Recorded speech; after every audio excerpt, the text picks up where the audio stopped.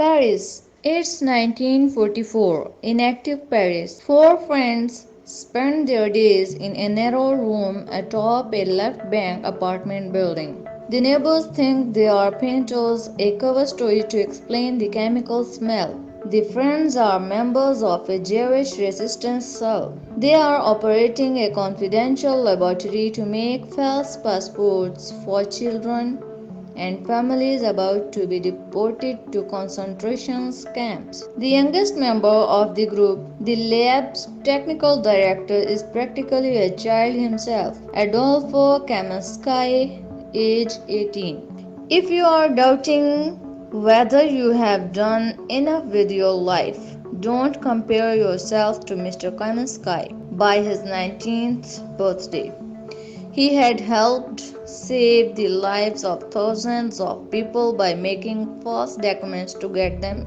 into hiding or out of the country. He went on to forge papers for people in almost every major conflict for the mid 20th century. Now 91.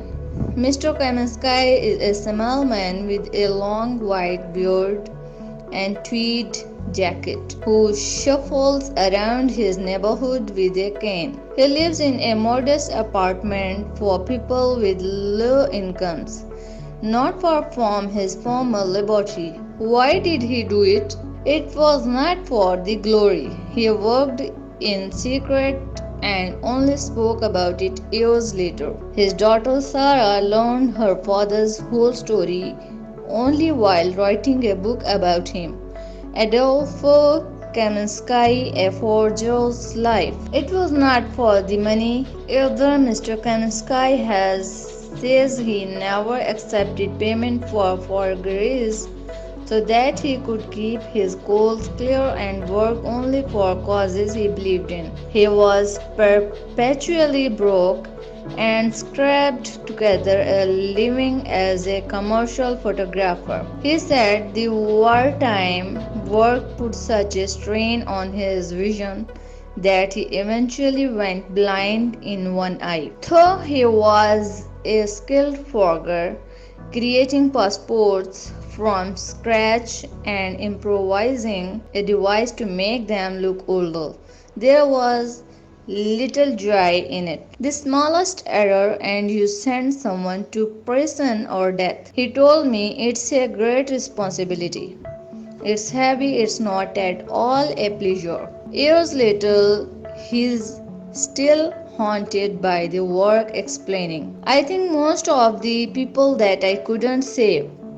Mr. Kaminsky empathized with refugees partly because he was one himself. He was born in Argentina to Russian Jew, first fled Russia to Paris and then being kicked out of France. When Adolfo was 7, the family, by then with Argentine passports, was allowed to rejoin relatives in France. It was then that I realized the significance of the word papers. He explained. After dropping out of school at 13 to help support his family, he was apprenticed to a clothes dryer, a precursor to the modern dry cleaner. He spent hours figuring out how to remove stains, then read chemistry textbooks and did experiments at home. My boss was a chemical engineer and would answer all of my questions. He said on weekends he helped a chemist at a local dairy in exchange for butter.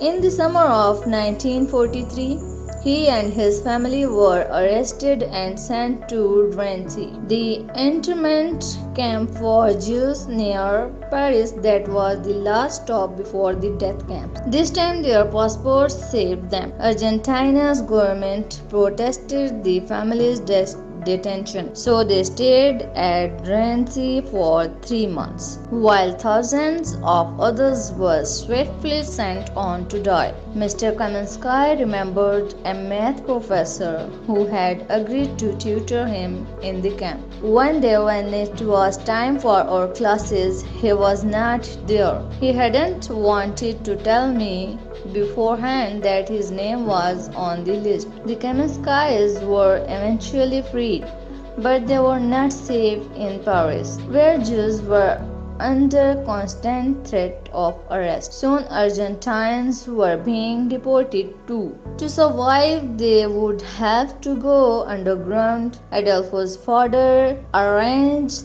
to get false papers from a Jewish resistance group and sent Adolfo to pick them up. When the agent told Adolfo that they were struggling to erase a certain blue ink from the documents, he advised using lactic acid, a trick he should learn at the dairy.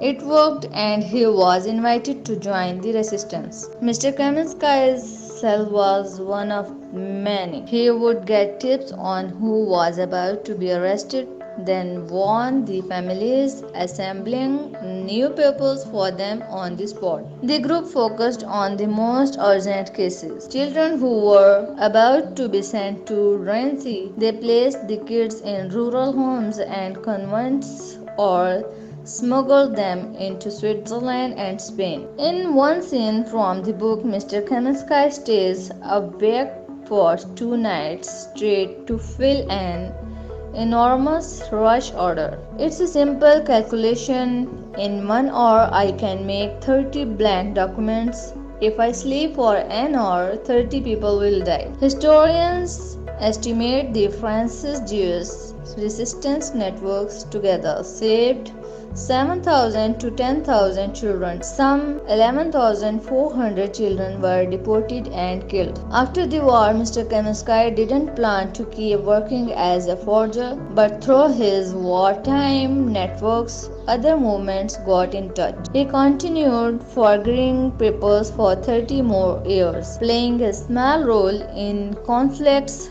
ranging from the Algerian War of Independence to the anti-apartheid struggle in South Africa to the Vietnam War. Making documents for American draft dodgers, he estimates that in 1967 alone, he supplied forged papers to people in 15 countries. Some of the rebel groups he supported used violence, and at close range, his stubborn idealism was no doubt maddening. He had 2 kids soon after World War IX, but couldn't tell them or his ex-wife about his underground work. Girlfriends assumed he was absent because he should be cheating. He was supposed to follow on one woman to America but never showed up because he should join the Algerian resistance. I saved lives because I can't deal with